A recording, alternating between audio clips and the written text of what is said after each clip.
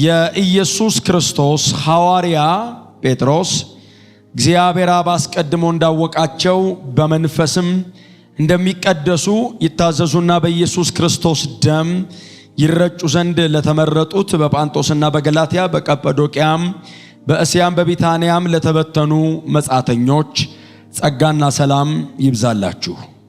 ኢየሱስ ክርስቶስ ከሙታን በመነሳቱ ለሕያው ተስፋና ለማይጠፋ እድፈትም ለሌለበት ለማያልፍም ርስት እንደ ምሕረቱ ብዛት ሁለተኛ የወለደን የጌታችን የኢየሱስ ክርስቶስ አምላክና አባት ይባረክ።